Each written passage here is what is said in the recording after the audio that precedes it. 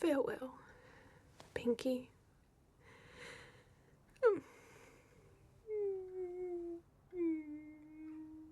The potatoes!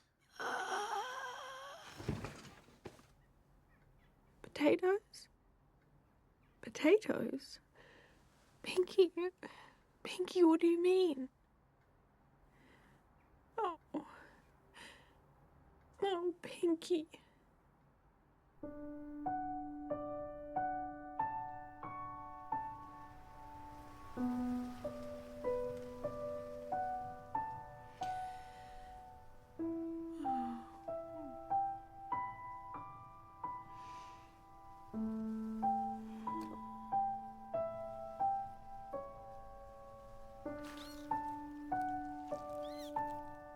Be free, Sylvia. Don't worry, I'll be okay. I wasn't always this alone. My childhood was full of people.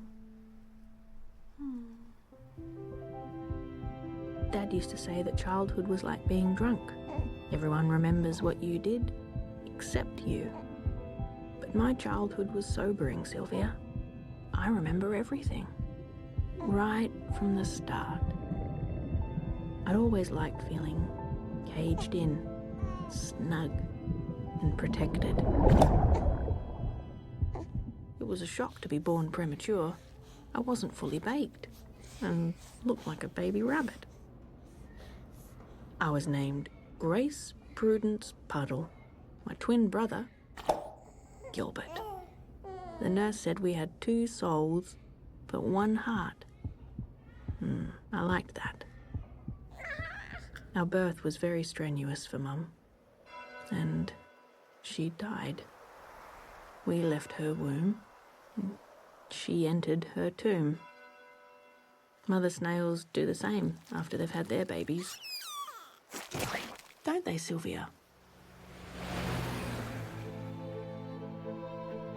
As I grew older, I suffered a smorgasbord of afflictions. I was always back in hospital for something. The doctors said I was like a china doll you could shatter with just a stare. Eventually, they needed to fix my floppy lip.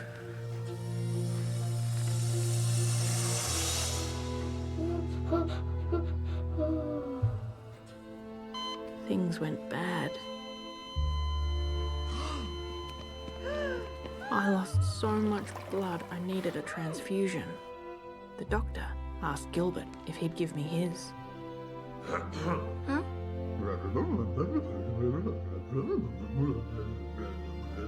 Oh. He said yes, even though he thought he'd have to die to save me. How long before I die? They quickly explained he wouldn't die. His body would make new blood. Oh.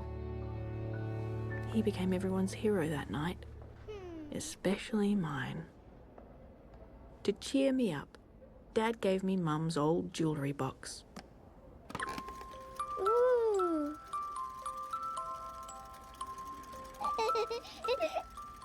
Inside it had her snail collection and her ring. She'd loved snails as well and had been a mollicologist.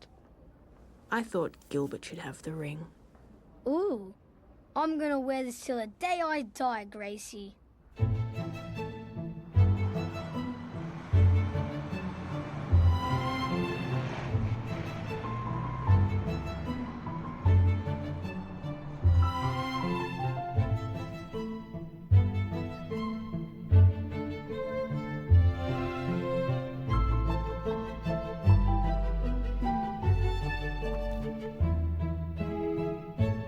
Despite my woes, Sylvia, I believed in glasses half full and silver linings.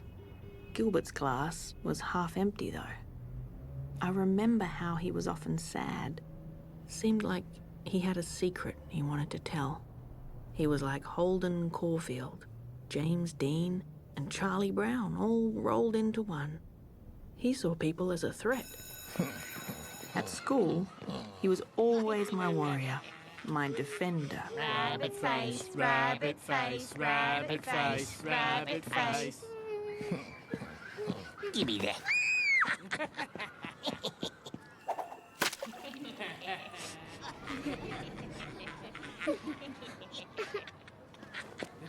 Hey, morons!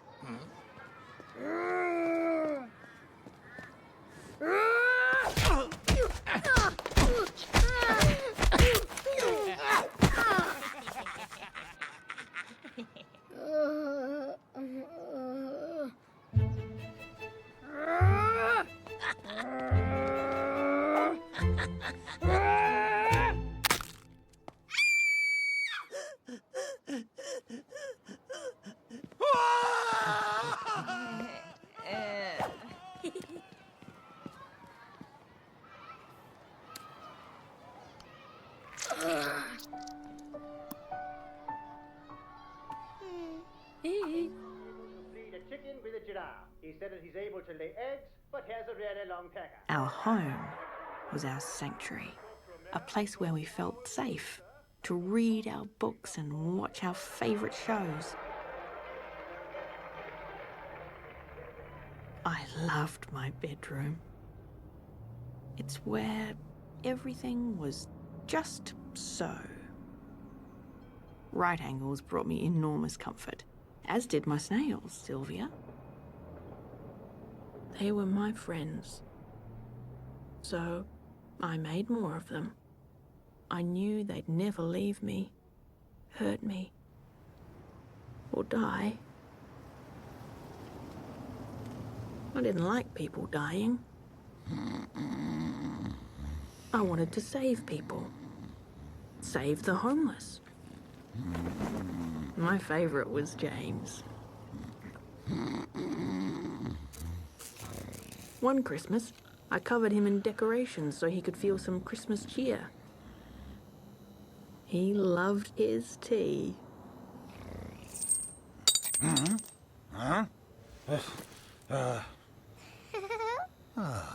Good on you, little possum. Good on you. He was once a magistrate, but was defrocked for masturbating in court. Back then, I thought masturbation meant chewing your food thoroughly. He once told me that masturbation was the thief of time. Ooh. James gave me my first real snail. Your mum, Sylvia. He told me to put her in a big jar and feed her Vegemite.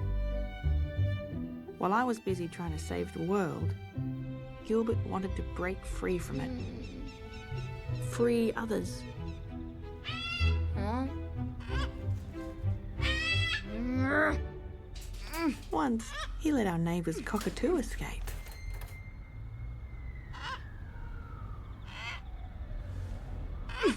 Fly, Mduc, come on, fly!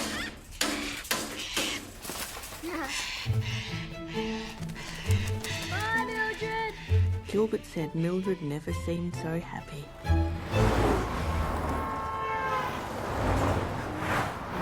If he wasn't letting animals free, he was rescuing them. He didn't care about the dangers. I'll save it, Gracie!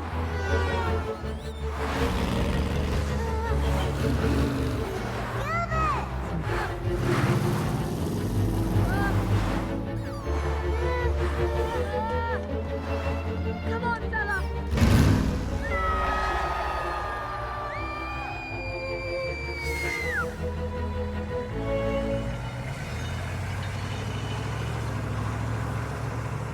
Over here, Gracie!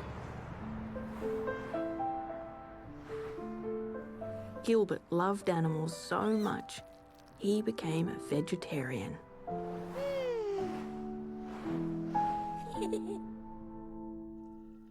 Aww, now she's got a boyfriend.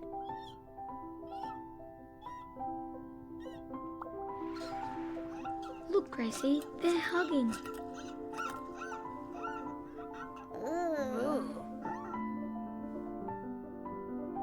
Eggs, wow! We created our own little family. They've hatched, Gracie. Babies. You became my favourite, Sylvia. Your swirl went opposite to the others. Gilbert named you after Mum's favourite author.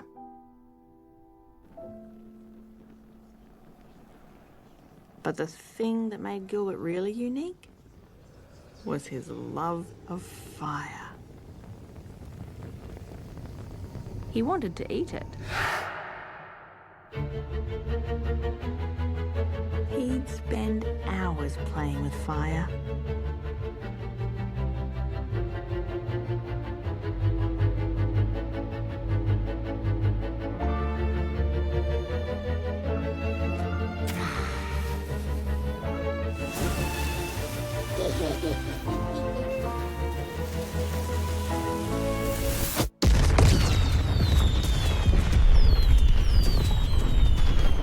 I remember how he always smelt like burnt matches.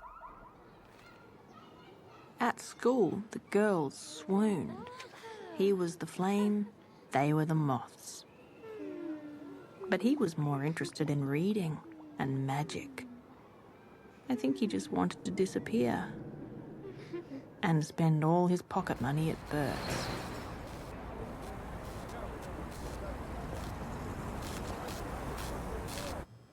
Bert was the type of person parents told you to avoid, Sylvia. Someone who might offer you boiled lollies. Bert seemed anything but magical.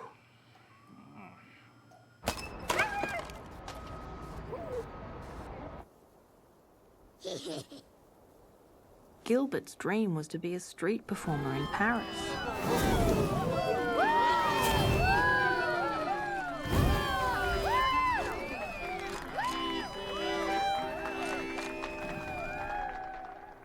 Look, Gracie.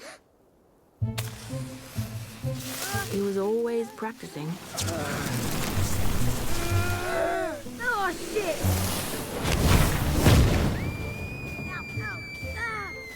And often burnt himself. We got little scars from the sparks, and when we put our arms together, they formed a face. Oh, look, Gracie. It felt great when we did this. Our feelings aligned. A lot of twins say this, Sylvia, and it's true. I felt his emotions, his happiness and his sadness. which seemed to be the fourth member of our family. Mum's death had left a hole. Dad had tried to fill the void, but he had his own problems. Dad was French and had once been an animator in Paris. He made stop-motion films with an old Bolex camera. He showed them to us sometimes.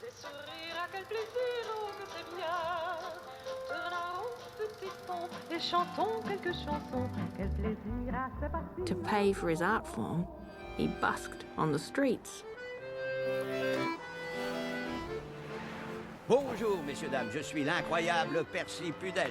Mum met him on a holiday she'd won in the Woman's Weekly magazine. Et hop!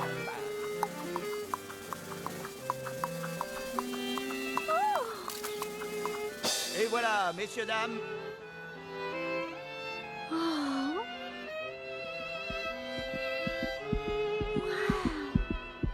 Bonjour, mademoiselle aux escargots.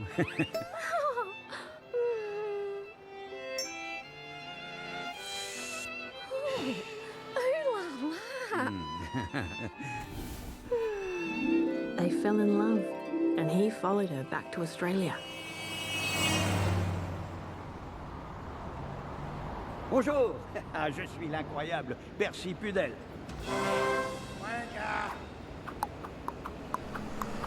Watch out!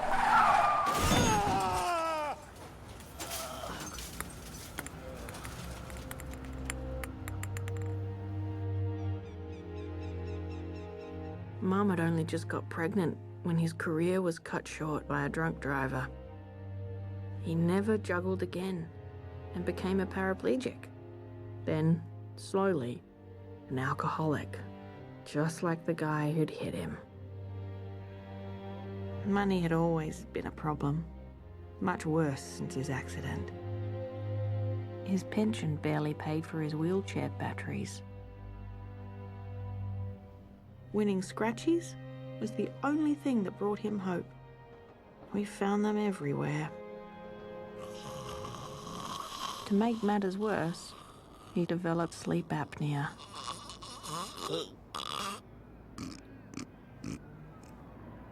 Huh? We'd have to clap to wake him up. Quoi? Qu'est-ce que... Hein? Oh, quoi?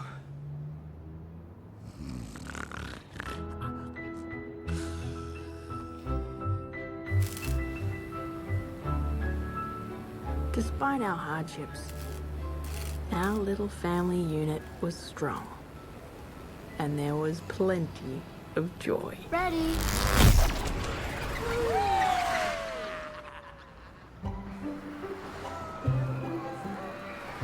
Our happiest day was when we went on the Big Dipper. It was scary. Scary because it was 100 years old. Dad felt alive, escaped his body.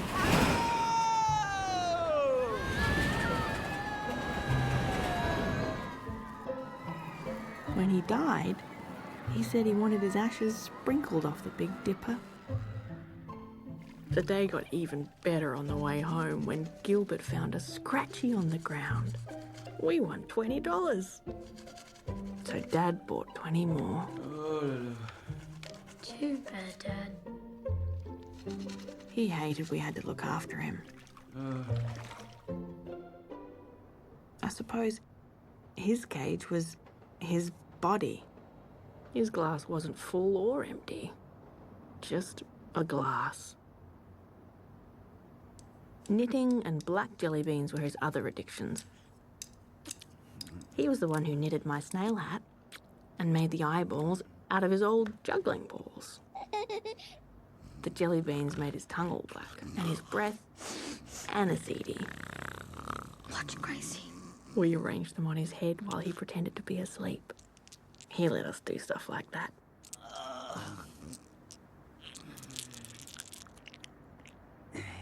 We were free to do what we wanted, Sylvia.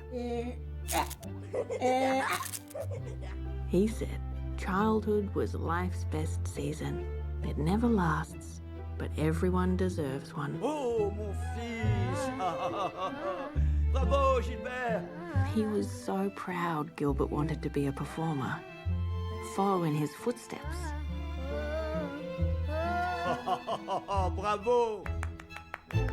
That night, we got out Mum's jewellery box and sang our heads off.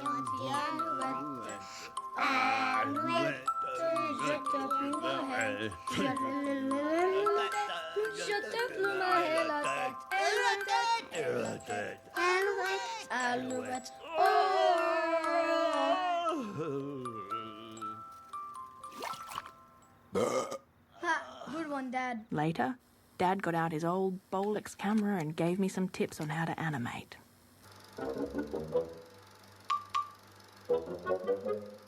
I wanted to become an animator, just like him. To top the day off, we had a competition to see who could create the best hairdo. I won. I remember the stillness that night, the wonderful memories of that day, fresh in our heads. A day so precious, but fleeting.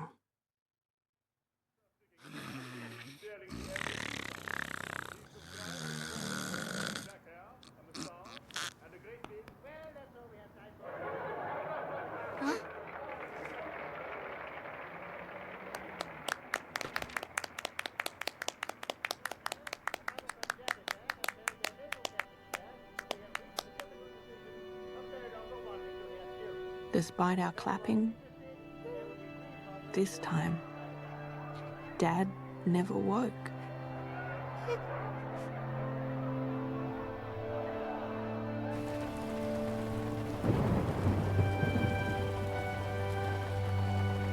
We couldn't afford a proper funeral, so Dad was cremated by the government.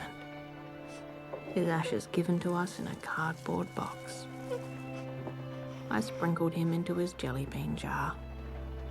He would have liked that.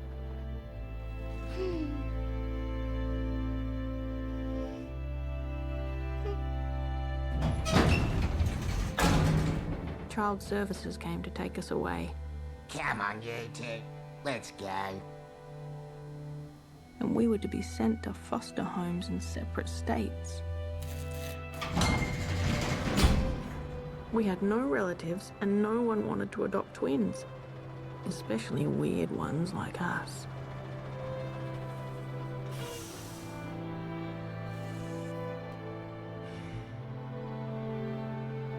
Look after her, Gilbert.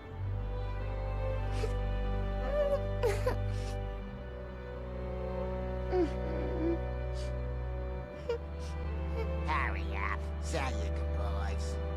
Bye, Gracie. Bye, Gilbert.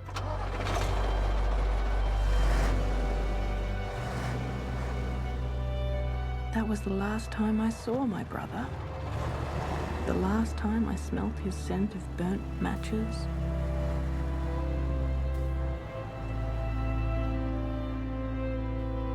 We never got to sprinkle Dad off the Big Dipper.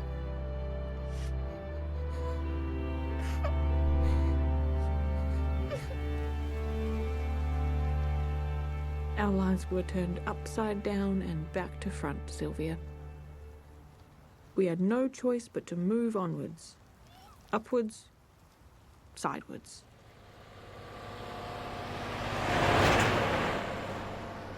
I was sent to live with a childless couple in Canberra, which had won safest city 3 years in a row. Some people even wore helmets driving.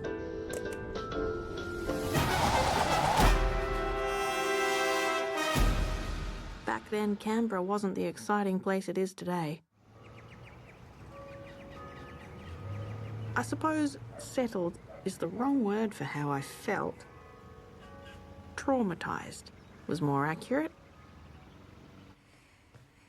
The separation from Gilbert made me anxious. But you and your sibling, Sylvia, you brought me some comfort. Lovely.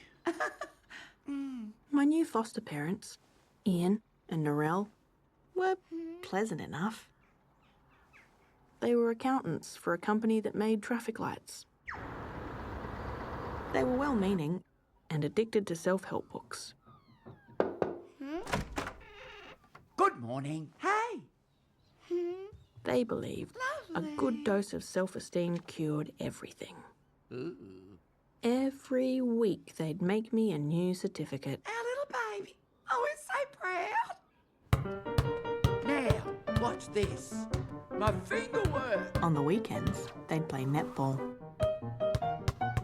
Gracie, can you get the ball for us? They tried to get me to play as well. Here we go. Catch it! Oh, no. What's happened to her? You're right, babe. Babe? She's going blue. Sometimes I faked asthma attacks. Hey, Narelle, better get the papa. Okay. I felt bad telling lies, but sport was one of my allergies. You all right, babe? Breathe, pumpkin, breathe.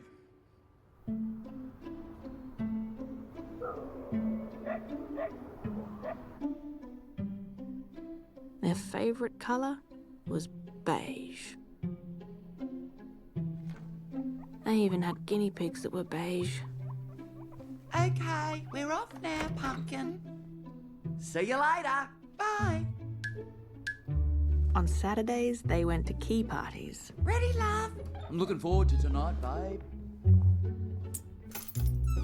They were swingers, Sylvia.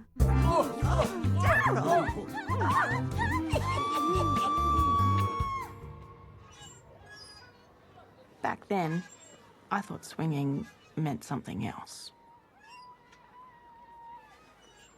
My new school was predictably bad. Grace Buttle! Stop daydreaming.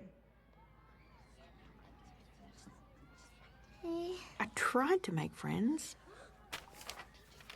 but Gilbert wasn't there to break their fingers. So I absorbed the abuse, came home and played with my clay friends. I missed Gilbert like crazy. We wrote each other letters, and I saved every cent I could to go see him. He'd been sent to live with a family of fruit farmers near Perth. I definitely got the better family, Sylvia. He hated his. Dear Gracie, my new parents Ruth and Owen are strange and do a weird sort of praying.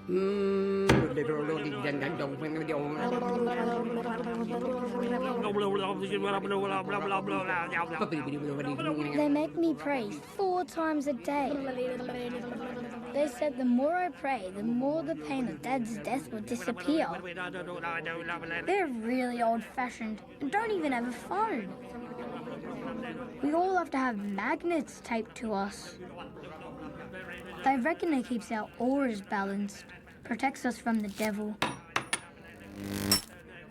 Ruth is obsessed with her poor budgies. I reckon she loves them more than her own kids. Worship thy apple! They've built their own church and school. Owen is the minister.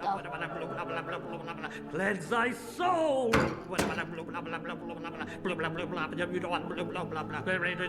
Cast out thy demons and worship thy fruit!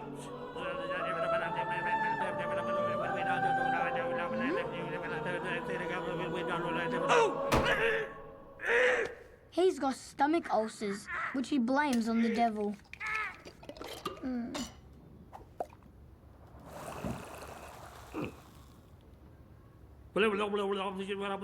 My new brothers are all morons. One of them is always staring.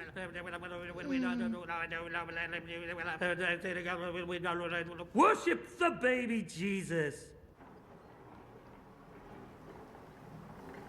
I have to work in the orchard after school. The brothers get the better jobs. Ruth said if I'm gonna be a good orchardman, I'd have to start at the bottom and work my way up.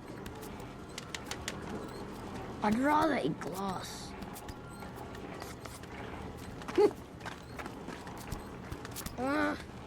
Anyway, they can all get stuffed, because as soon as I'm old enough and got money, I'm coming to get you. I'll walk across that big burning desert. We'll escape to Paris. I'll become a fire eater. And you'll become an amazing animator.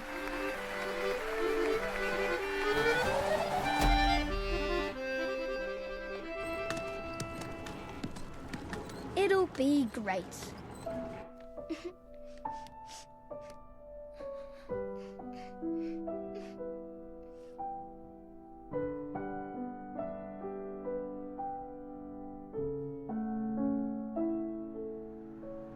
Gilbert's letters gave me hope, so I tried to get on with life, squashing my sorrows down into my shoes as the years dragged on. To pass time, I began volunteering at the local library. One of my jobs was to erase rude drawings done by boys. That's when I first met Pinky. I saw her returning books into a rubbish bin. She thought it was the return chute and had been doing it for months. Excuse me? She was mortified when I explained. Ah, Pooh. Don't worry, I won't turn you in. Oh, thank you, dear. Bless your cotton socks. What's your name? Grace Puddle. I'm Pinky. Just Pinky. Like Cher. Or Liberace. Or Prince. Casanova. Popeye. People call me Pinky because of this. Lost it dancing in Barcelona.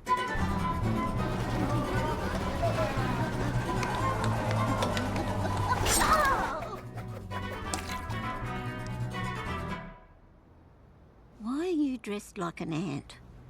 No, I'm a snail. Oh, funny. I used to think I was a pigeon. She was a true eccentric and smelled like ginger and second-hand shops.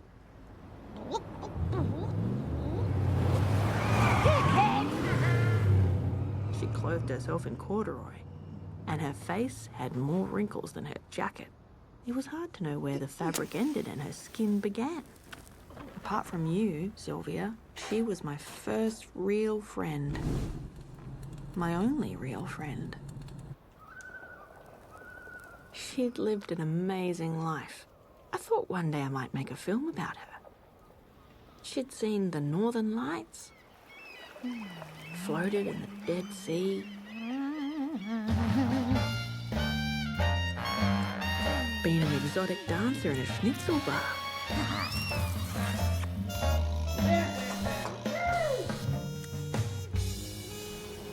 Won a bee beard contest? My turn.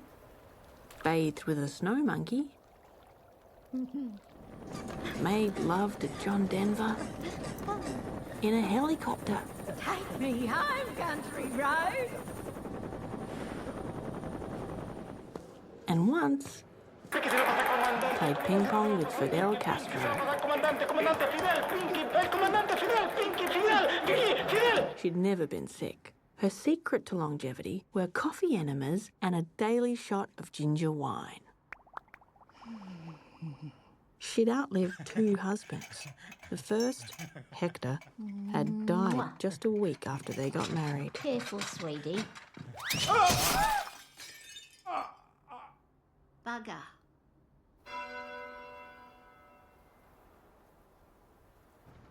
Her second husband, Bill, had been a postman who wrote love notes on her mail. Roses are red, Violets are camp. I'll be your letter, you be my stamp.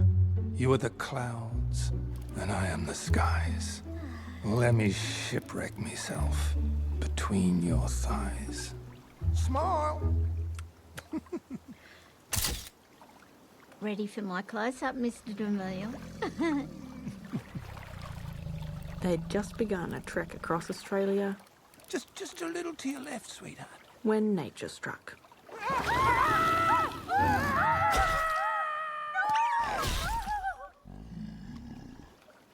Bugger.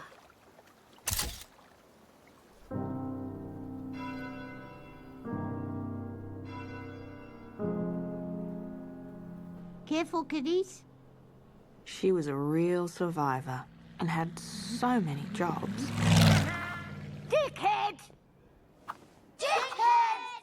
But they never lasted long. You're fired. On her 80th birthday, she'd got a job promoting pineapple chunks. Gosh, she had a great sense of humour. She drove her dead husband's postal truck and once told me she wanted to die peacefully in her sleep like her cousin who was a bus driver, not screaming in horror like his passengers. I'm not sure whether she was joking. It was hard to know with her. Her house was fabulous. It smelled like popcorn and mothballs.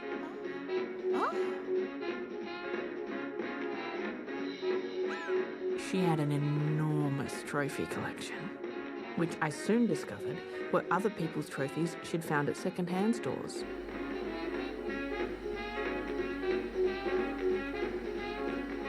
There were post-it notes everywhere. She had a dreadful memory. She was terrified of Alzheimer's and had taken up tap dancing. She'd read it staved off dementia. She didn't believe in banks and put her savings in an old tin. She said she kept her secrets in there as well. You know, Gracie, biscuit tins rarely contain biscuits. I'd never seen her mysterious tin. She was always hiding it in different places, and often couldn't remember where. Her home was also full of seedlings, which she later confessed were marijuana. She loved to bake ginger hash people because, she said, they relieved her arthritis. She also enjoyed gardening, especially when she felt a bit miserable. She called it her pity pit. She wanted her ashes sprinkled in her pity pit, be returned to nature, fertilise her veggies. Gardening fixes everything.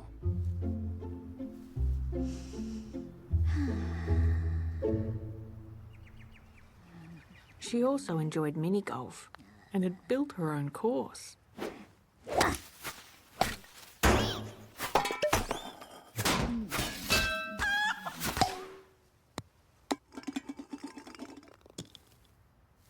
Ha-ha! Hole in one! But the thing that made Pinky truly remarkable was what she did every Monday. There. She'd visit the lonely and hold their hands. She said the thing the elderly craved most was human touch. She'd sit with them calmly in silence. Something so simple, yet so comforting. An occasional ginger hash person helped as well.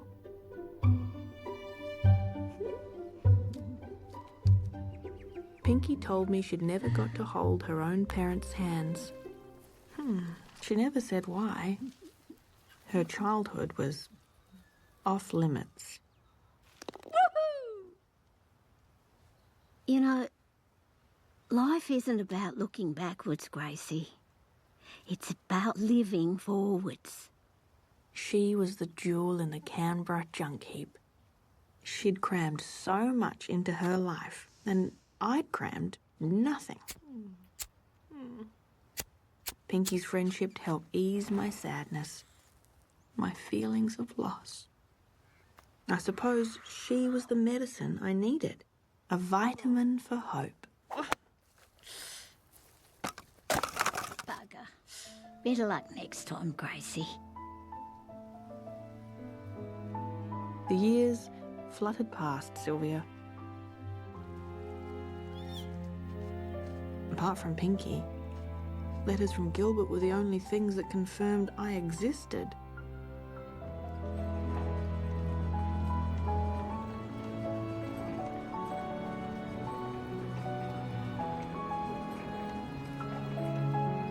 I missed Gilbert like crazy.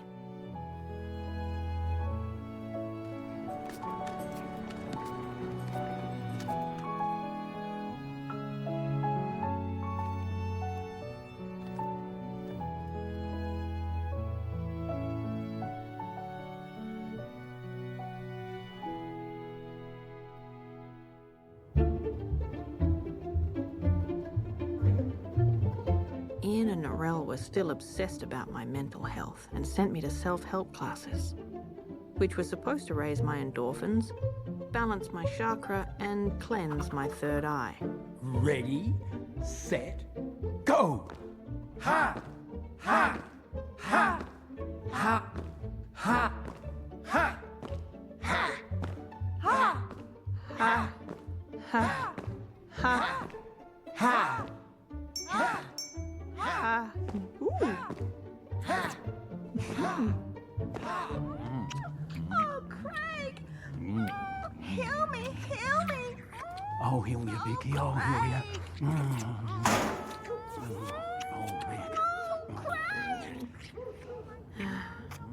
Part of me died in those classes, Sylvia.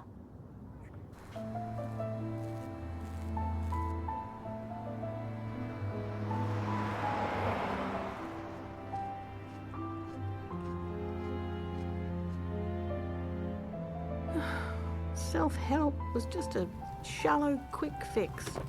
None of it actually worked. I just wanted the earth to stop so I could get off.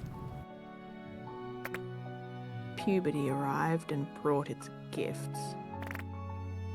I'd have loved a boyfriend.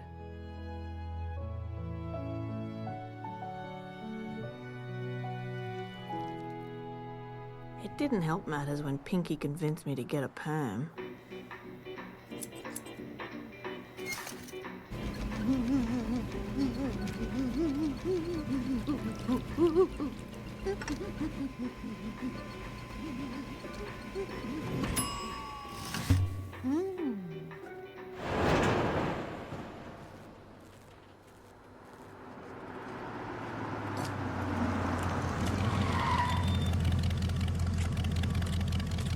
Nice hairdo.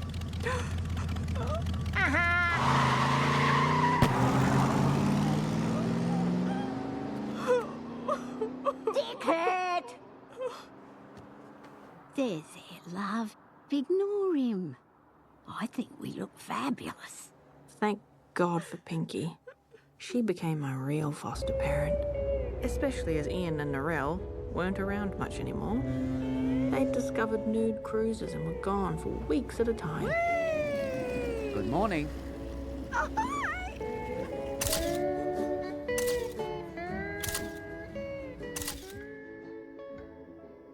I still grieved the loss of my family and continued filling the void with more and more snails. If I saw something snaily, it had to be mine. My obsession had blossomed, Sylvia. My room had become a snail shrine. I'd become a snail hoarder.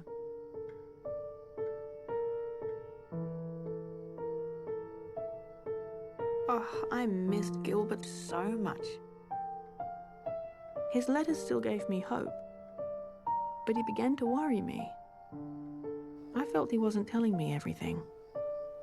Dear Gracie, life at the Garden of Eden is certainly no Garden of Eden. Gilbert! Get back to work!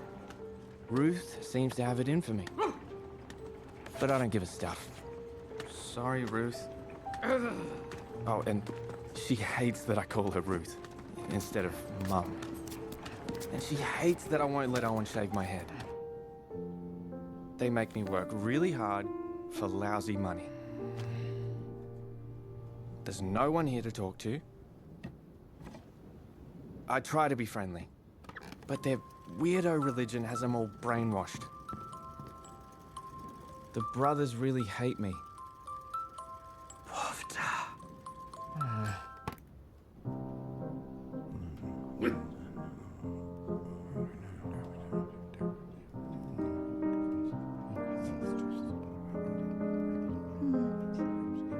Owen forces me to read the Bible, and Ruth forces me to eat meat.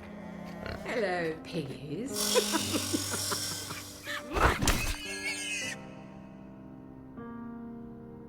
Eat it. She's barred me from playing with fire. She's bonkers and thinks magic is the devil's vice. And she's always trying to stick more and more magnets on me to fix my aura. But I don't care. I hide behind the church to practice my stuff. With one of the brothers, who seems to like me. Ruth reckons Lucifer's trying to invade my soul. So they tried to baptize me, to get the devil out.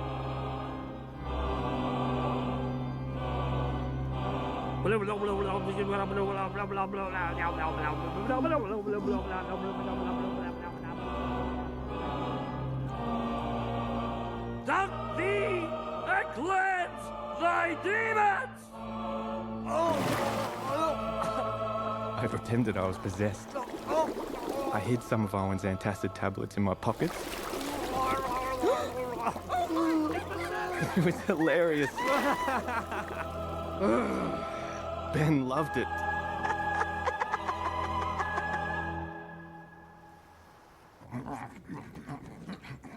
Ruth's always trying to control me. She even tried drugging me.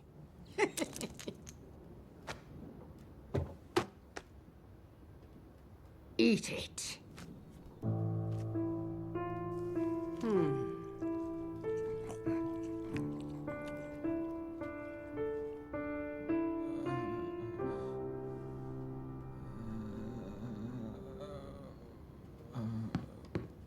But I'm not dumb.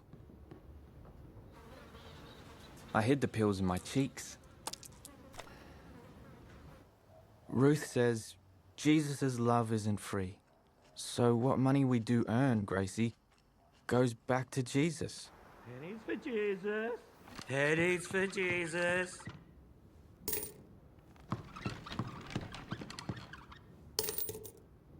Pennies for Jesus. Pennies for Jesus. That's a good boy.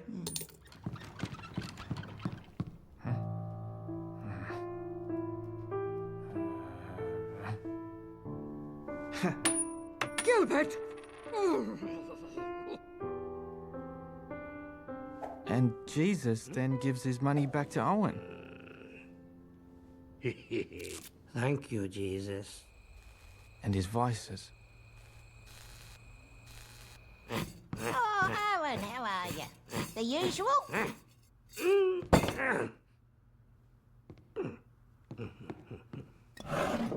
Have a good night.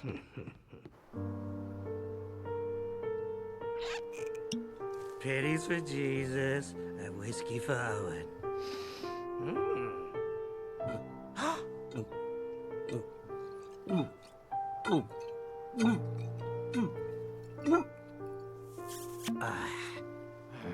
They're such hypocrites. But I made them pay for it. Run free, guys, come on, run!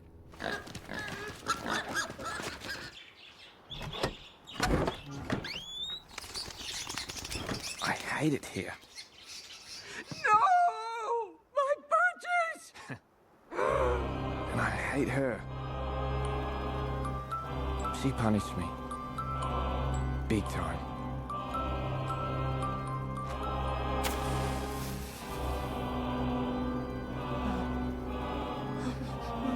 Hold him tight.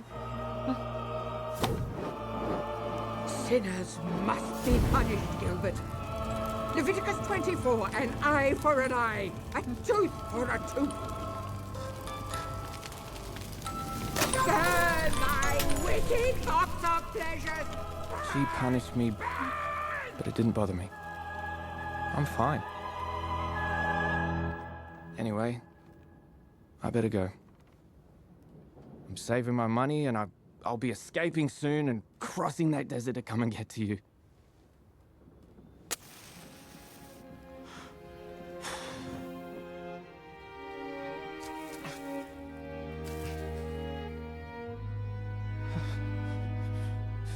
Hang in there, Gracie. Everything is okay. See you soon. Hopefully. Love, Gilbert.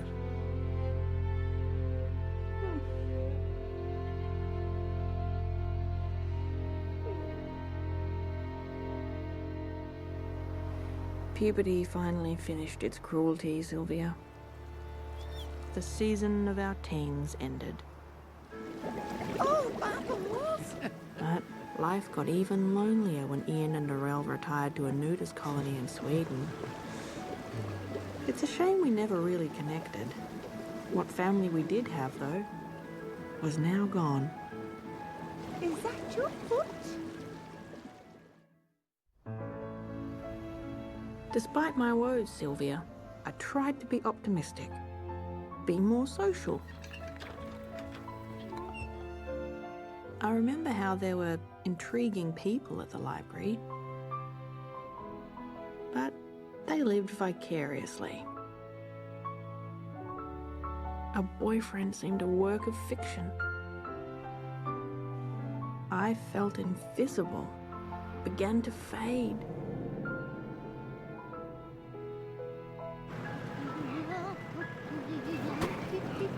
Pinky was the only colour in my life, still effervescent. Her hand-holding idea had become a fully fledged charity. She'd even engaged the long-term unemployed to help out. We went from home to home, hand to hand.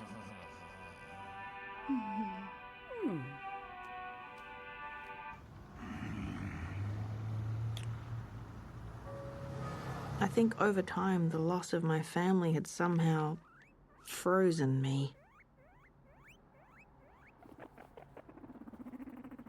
I thought it was safer to just live in a pretend world.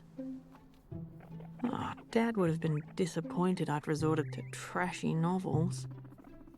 It was now just me, some sexy pirates, and a few frisky guinea pigs who mocked my virginity. The stereotype was now complete, Sylvia. I'd become an unloved recluse. And the guinea pig hair that coated me? A lonely person's glitter.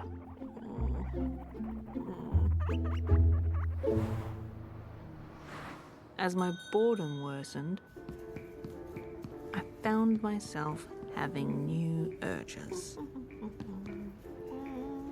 I added kleptomania to my list of hobbies. Buying, hoarding, and now stealing became a cheap thrill and distraction from my mundane world, which slowly began to collapse.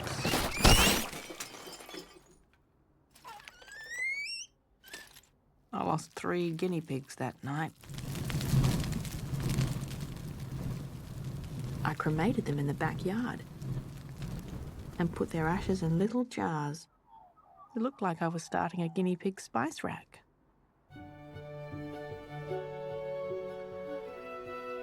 My life had become truly pathetic, and things had gotten out of control.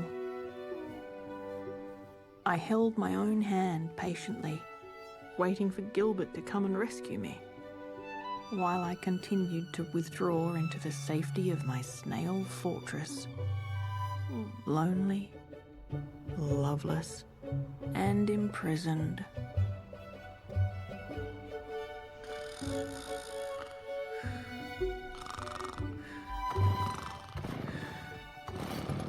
But just as I was considering joining a nunnery, from the mess of my life came one of those silver linings.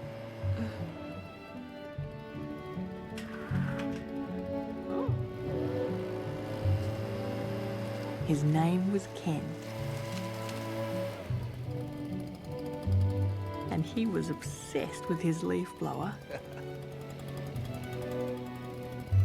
There he stood, more delicious than a Chico roll.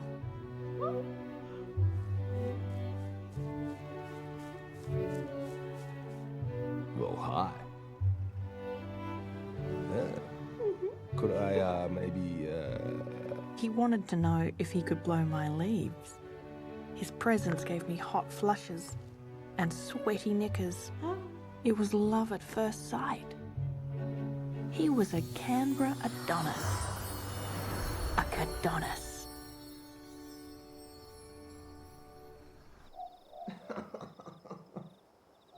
He was a microwave oven repairman and told me that he was extremely shallow and one-dimensional. He said if he was an onion and you peeled back the layers, you'd just find more onion. He had hobbies like me and enjoyed repairing broken bowls. It was a Japanese art form called kintsugi, based on the philosophy that, just like the soul, all things can be repaired and our cracks celebrated. Ken said that I was a broken bowl and that he'd help repair my wounds, fill up my cracks. He was so thoughtful and community-minded. He volunteered as a lifeguard at the local pool. Hello. He adored me and even built a milkshake station in my kitchen.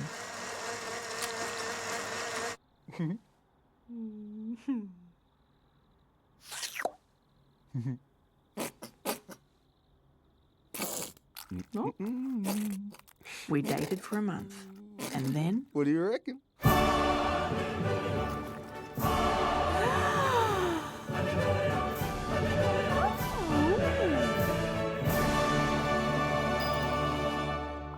He said he really did love me.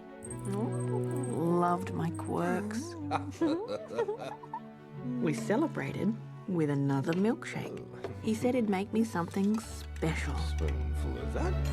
Cinnamon. No! What? That's my guinea pig. Oh! A normal person would have thought I was bonkers keeping those guinea pig's ashes. But he didn't. He loved all of me.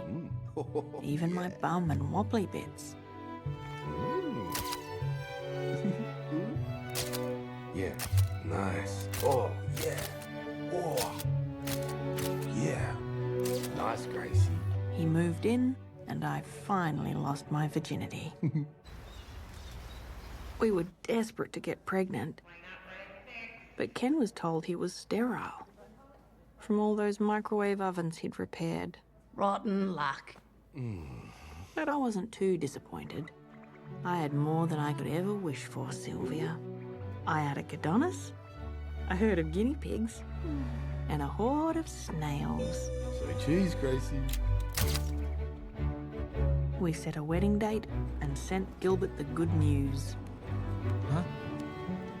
Oh, wow. Hey, Ben, guess what?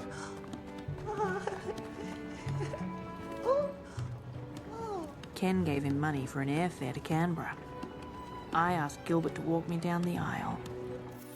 Pinky would be the flower girl. We'd finally be a family again. Finally sprinkle Dad's ashes. My glass was now brimming, and there were silver linings galore. Gilbert would live with us. He'd be here tomorrow.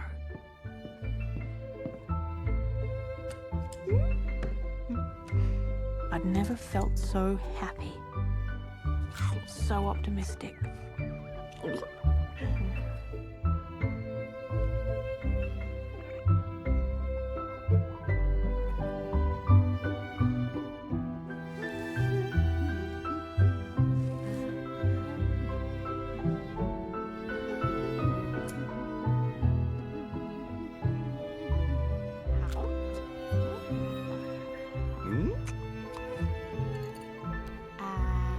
Delivery.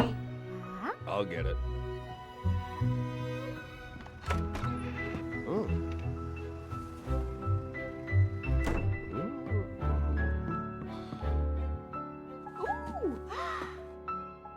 Oh, for you, dear. Dear Grace, this is Ruth, Gilbert's foster mother. It saddens me to tell you that Gilbert has died in an horrific fire. Our church burnt down, and he was unable to escape the flames.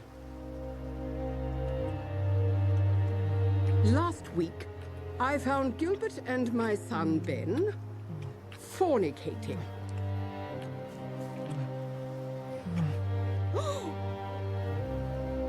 Lucifer! I'm sure you will agree, our only course of action was to purge and correct their homosexual sickness in the correct fashion, as instructed by the Lord, our Savior. This was not a simple task. We could not just pray the gay away. So the only solution was a dual expulsion to cast the demons out, eject the devil from their souls, and correct their auras. Out! Out! Evilness! Out! Out! Satan! The time has come! Purge their souls! Cleanse their sickness! Gay away! Out! Gayness! Purge their souls! Out, out, Lucifer! Cast out thy demons! And shock the gay away!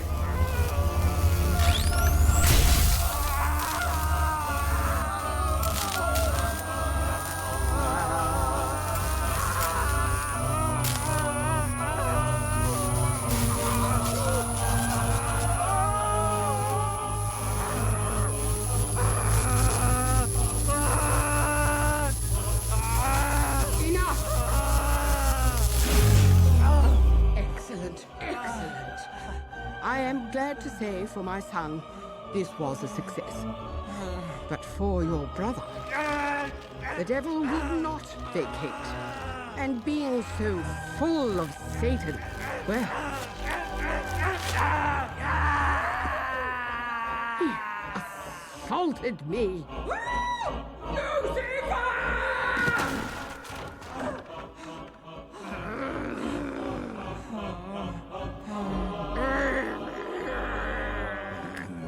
Get him!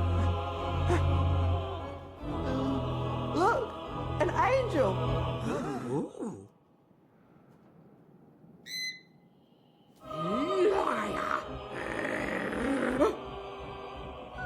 Liar!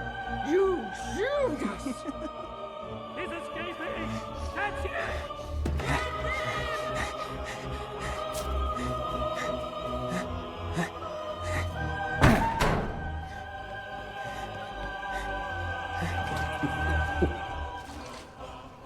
He then raced to our church and set it alight.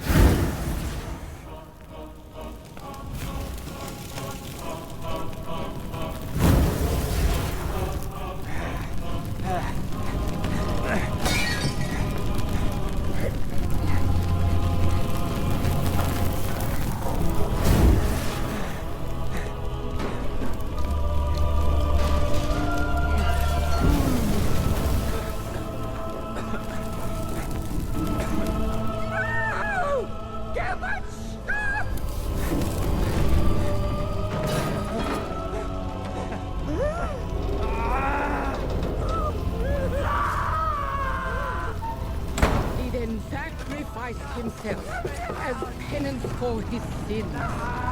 We tried to rescue him, but the inferno was too intense. The good Lord took his soul.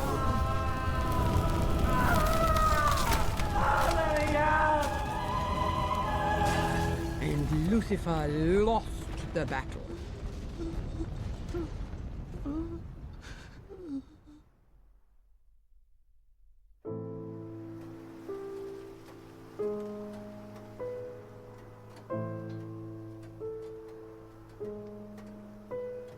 cleansed, and with the baby Jesus. We had a memorial for him, and are confident he is now in a happier place with God and the baby Jesus.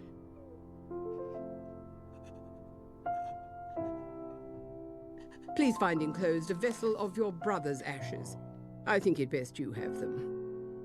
Once again, I am sorry to be the bearer of such tragic news. Gilbert was a good soul, who sadly fell to repugnant persuasions. We will always pray for him, as well as you. Our deepest sympathies, Ruth and Owen Appleby.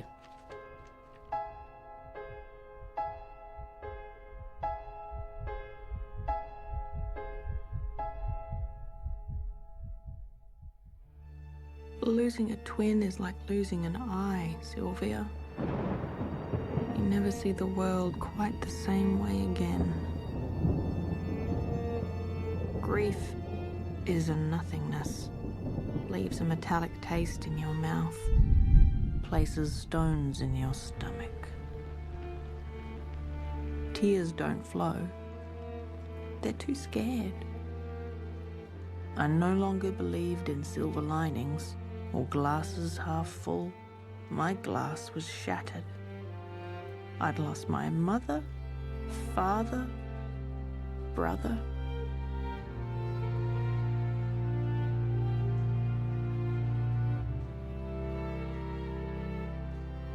Luckily, I had Pinky. Hey, Gracie. And Ken. His spoonfuls of love kept me going. But weirdly, my snails seemed like my real family. Real ones hoard together when threatened. Survival in numbers. I was emotionally attached to every single one of them. That's why I couldn't ever throw any of you away. So I kept buying, adding, and stealing.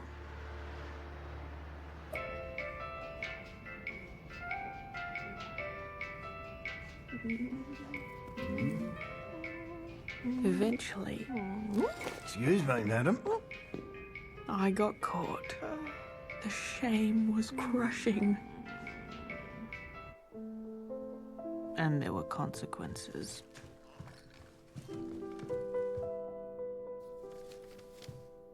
Oh, Gracie.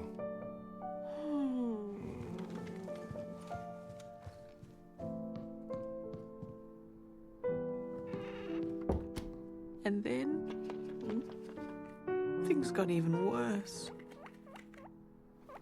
Love can be blind. It can hide darkness and horror.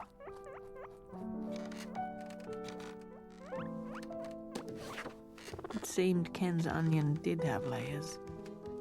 He didn't love me. He loved my fat.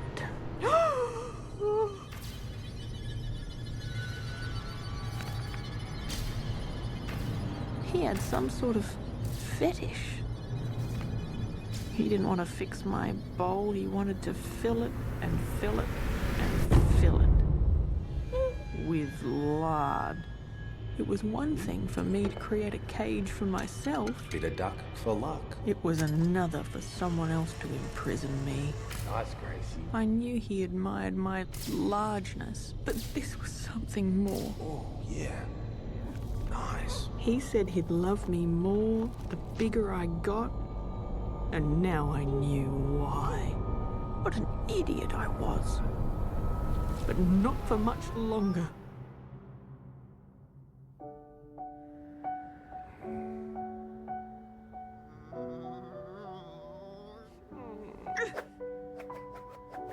Oh. Oh.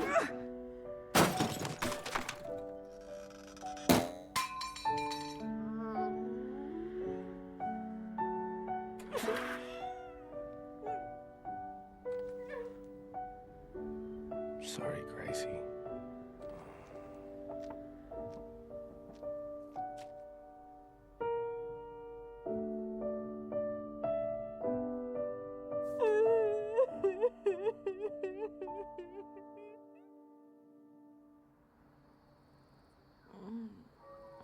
Pinky moved in and tended to my wounds. I'd read that snails hibernate when they needed to repair themselves. I slept for a week and wrestled my demons.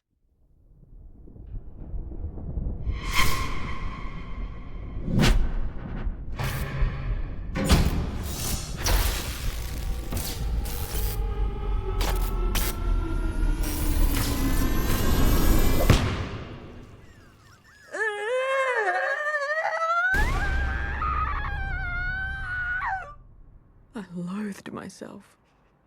My hoarding had caused this. It had kept me poor, and being poor had kept me from Gilbert. The money I'd wasted could have bought 12 plane tickets to see him, Sylvia. Now he was dead.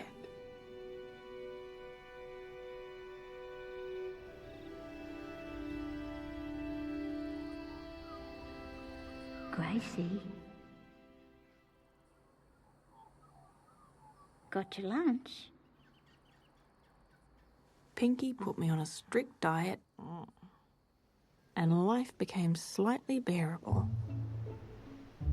As I slowly emerged from my darkness, I began to notice how much Pinky had aged.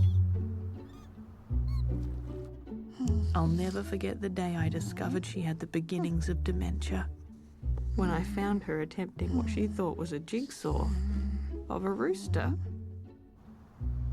That was just a few months ago, Sylvia. She was diagnosed with Alzheimer's and went downhill quickly. Pinky, what are you doing? I'm looking for something.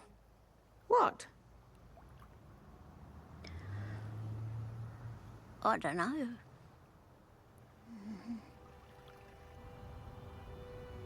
Roles reversed.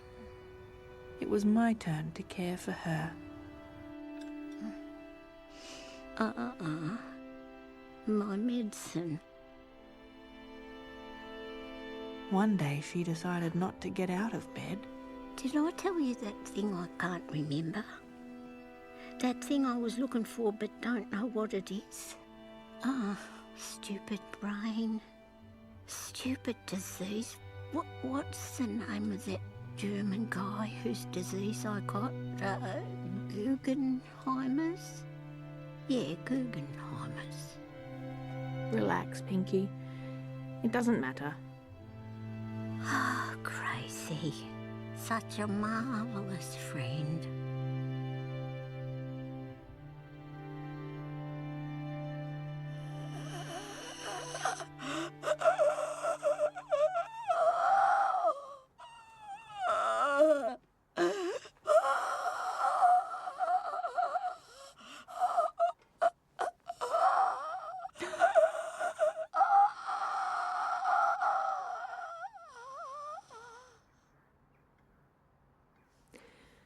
Farewell, Pinky.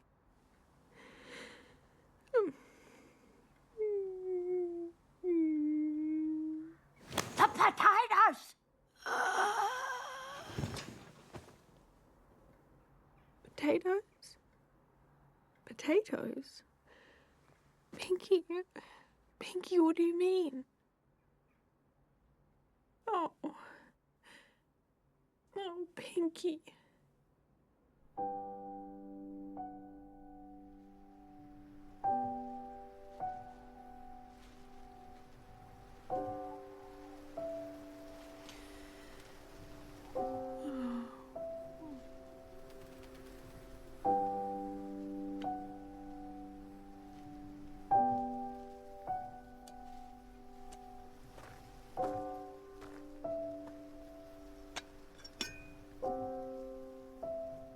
Farewell, Pinky.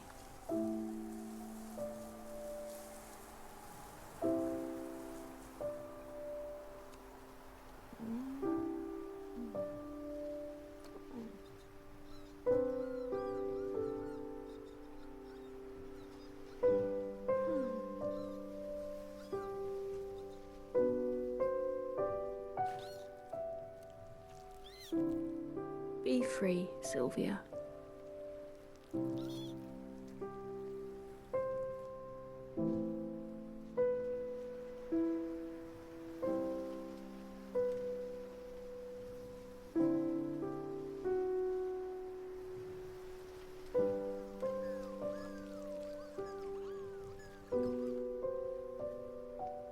potatoes?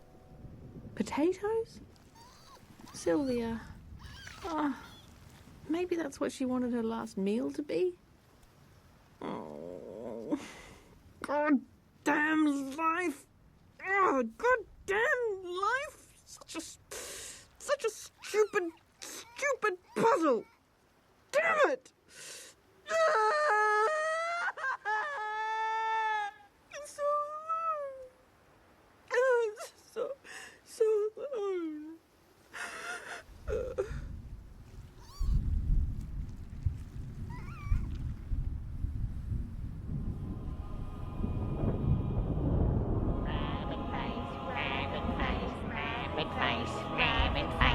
Nice, Gracie. Grace Buttle. Nice hairdo. Come on, you two. Let's go. I hate it here, and I hate her. I'll be escaping soon and crossing that desert to come and get to you. It saddens me to tell you that Gilbert has died in an horrific fire.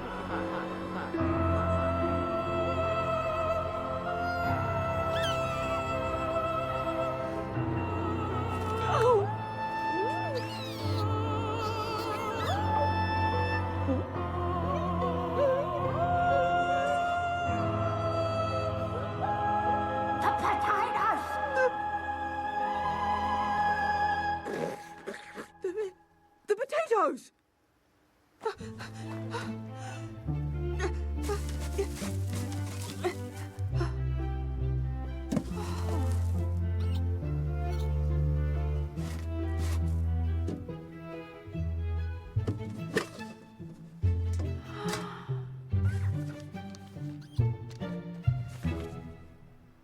Dear Grace, if you're reading this, then I'm as dead as a donut. And you found my biscuit tin.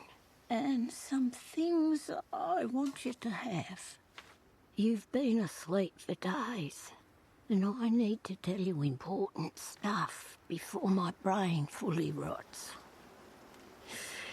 Oh, old age is such a bastard.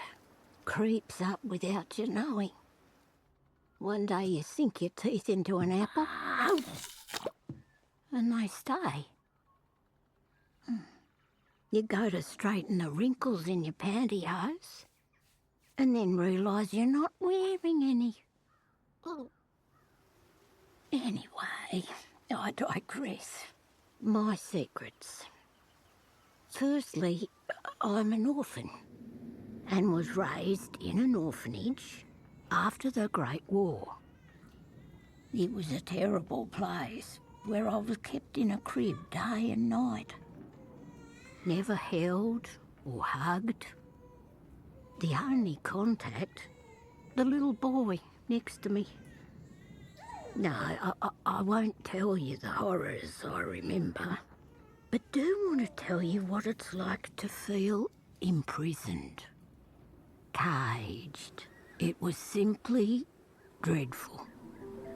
But in the years since, I've learned that the worst cages are the ones we create for ourselves.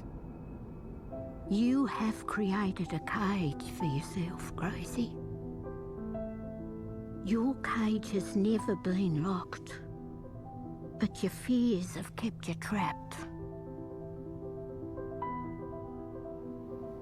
Get rid of those snails. Set yourself free. You got rid of that creepy Ken. Now it's time for you to shed your shell. Purge your hoard. Start anew. Well, a bit of self-pity's okay, but it's time to move on. There'll be pain, but that's life. You have to face it head on. Be brave.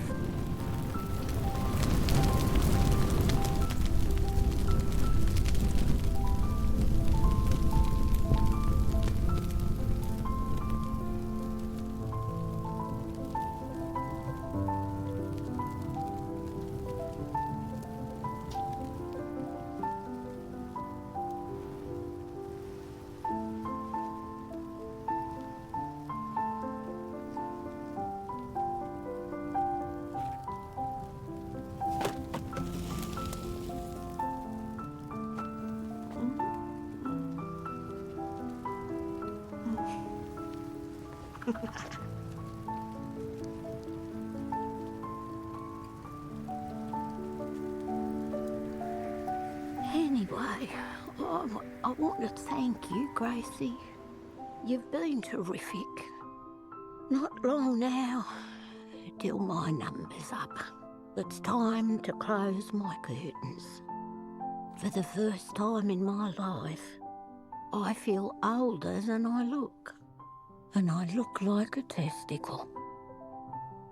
Life's a beautiful tapestry that needs to be experienced. It's small pleasures savoured. Like smoking a cigar in the rain. Or wearing a jumper straight from the dryer. Enough rambling. Time for both of us to let go. Like I've said, life can only be understood backwards, but we have to live it forwards. Snails never go back over their trails, always moving forwards. Time for you to leave some glittering snail trails all over the world. And remember, never, never go back.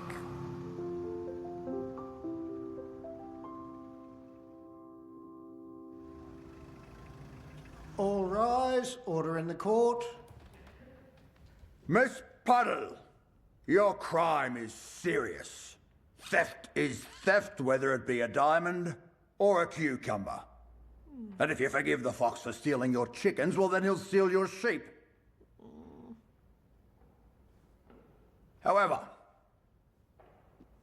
I can tell from your face that you are full of shame and regret.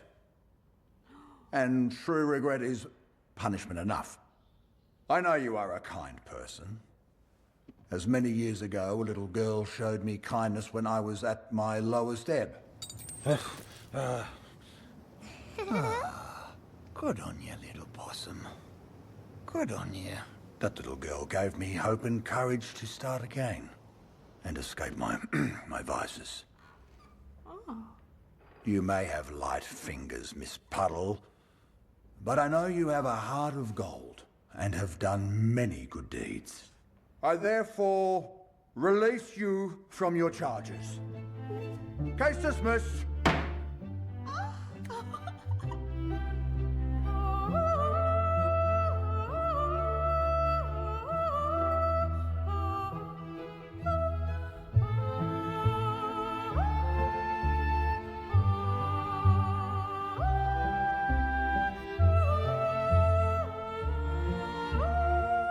Life had bashed me round a bit, but the roses smelled better. And I finally started to become the person I'd always wanted. I made a film about my life.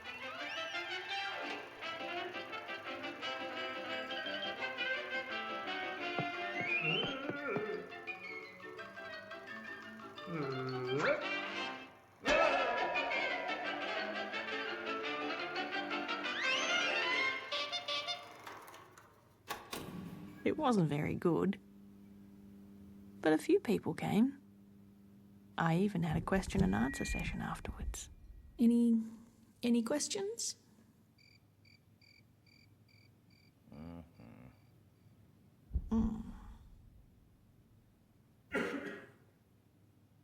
Ah, well.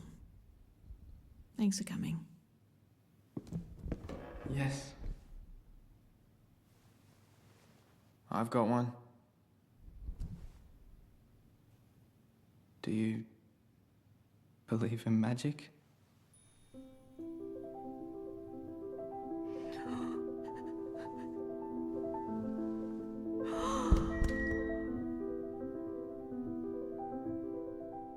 Gilbert? Yes. It's me. I walked across that desert.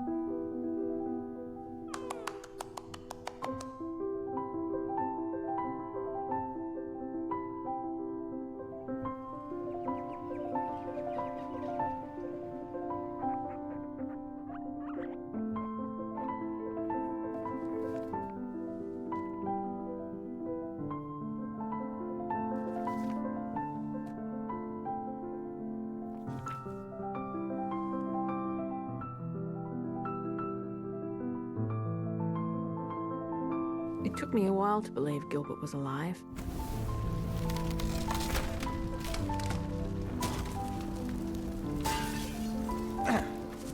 How he'd escaped the fire.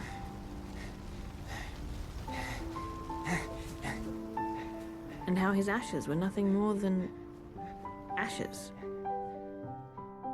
His urn now found a new purpose. The cycle of life continued, and your job was done, Sylvia.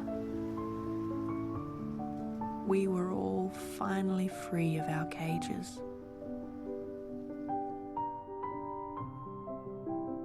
And even though our family had shrunk a little, we were together again.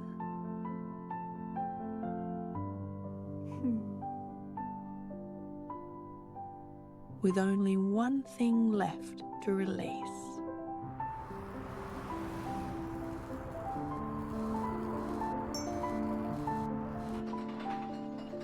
Gilbert still smelt like burnt matches. The setting sun tingled our skin, our two souls, and our single heart.